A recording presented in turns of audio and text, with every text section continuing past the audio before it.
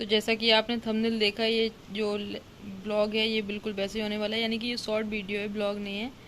तो ये जो हम बताने वाले हैं ये पॉलीमर वाला टॉपिक है और उसका भी नेचुरल रबर वाला, जहाँ से प्रीवियस ईयर में 7 क्वेश्चन पूछे गए हैं।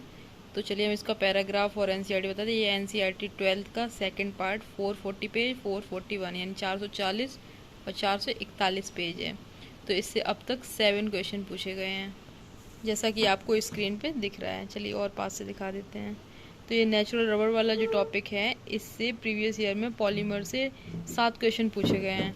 तो देख लीजिए, आप इसकी थ्योरी पढ़ लीजिएगा। ये इलास्टिक प्रॉपर्टी जो होती है, इलास्टोमेरिक पॉलीमर होता है, स्ट्रेच कर दो वापस से अपनी पोजीशन पे पहुंच जाता है। तो इसका नीचे ये मोनोमर लिखा हुआ है 2 मेथाइल 1,3 बीटा डाइइन। और ये बस पूछा जाता है कि नेचुरल रबर का ये सिस फॉर्म होता है, ट्रांसफॉर्म होता है। तो इसमें लिखा हुआ सिस फॉर्म होता है। तो अगर आप ये हॉटस्पॉट पेज भी तैयार कर लेंगे तब भी आपको बहुत ज़्यादा सेक्शन तैयार हो जाए, क्योंकि हम जो शॉर्ट चैप्टर हैं उनको, जो यानी कि जो 1 या 2 आर के हैं, उनको जल्दी जल्दी ख़त्म करके निपटा दे रहे हैं, जिससे कि काउंटडाउन में जो चैप्टर हैं उनकी संख्या भी कम हो जाए, थोड़ा मेरा मोरल भी बूस्ट हो जाए। तो चलिए इसके आगे बताते हैं।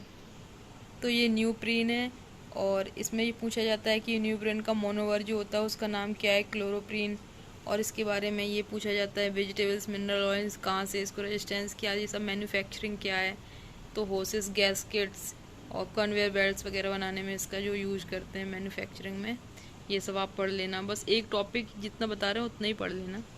तो देखिए, जैसा कि आपको स्क्रीन पे क्वेश्चन भी दिखाई दे रहा है कि विच of the following is a natural polymer.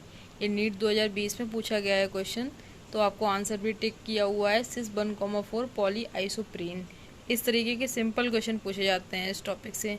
इस वीडियो को बनाने के पीछे देखिए, मेरा तो है ही कि मेरा मतलब ब्लॉग बनाते हैं हम, तो इसलिए भी, और थोड़ा सा जो फ्रेशर बच्चे होते हैं उनको जानकारी नहीं होती है। एज ए ड्रॉपर हम सोचते हैं कि हम पढ़ रहे हैं तो साथ साथ में बना देंगे वीडियो, तो कोई फ़र्क ज़्यादा पड़ता नहीं है।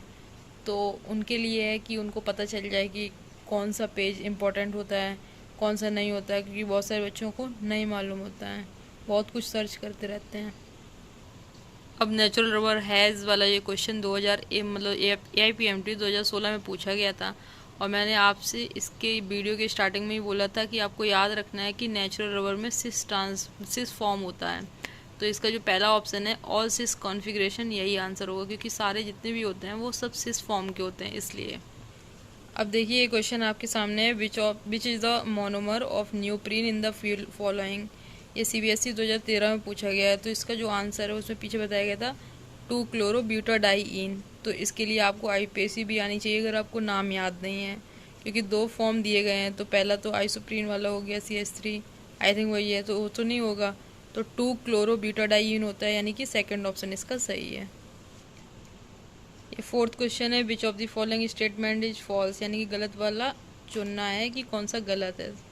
तो ये CBSE 2012 में पूछा गया था। तो चलिए, the repeat unit is natural rubber is isoprene, सही है ये।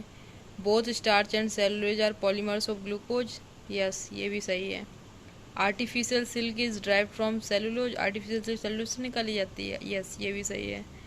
कौन सा बताना है जो गलत है वो वाला। Nylon 66 is example of elastomer, नहीं, क्योंकि नाइलॉन 66 जो है वो फाइबर होता है, इसलिए इसका जो आंसर होगा वो 4th होगा। अब तक मैंने जितने भी क्वेश्चन पढ़े हैं या तो फिर मुझे आइसोप्रीन से मिले हैं या फिर न्यूप्रीन से मिले हैं।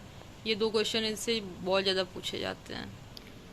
तो जैसा कि लास्ट 6 क्वेश्चन है, which of the following statement is not true, जो सही नहीं है वो बताना है। ये CBSE 2008 में पूछा गया है। तो इसके 4 ऑप्शन दिए हुए हैं। तो इसमें फिर से बता दें तो नेचुरल रबर की बात हो रही है। देखिए, चारों ऑप्शन आप पढ़ लीजिए जिसमें नेचुरल रबर की बात हो रही है। तो ये क्वेश्चन देखिए 3rd टाइम 3 तरीके से पूछा गया है। तो इसमें लिखा हुआ है कि द ट्रांस कॉन्फ़िगरेशन। तो नेचुरल रबर जो होता है वो ऑल सिस होते हैं। तो यहाँ पे जो सिस की वो ट्रांस लिखा हुआ है, इसे यही ऑप्शन गलत हो जाता है, बाकी आपको पढ़ने की कोई ज़रूरत ही नहीं पड़ेगी।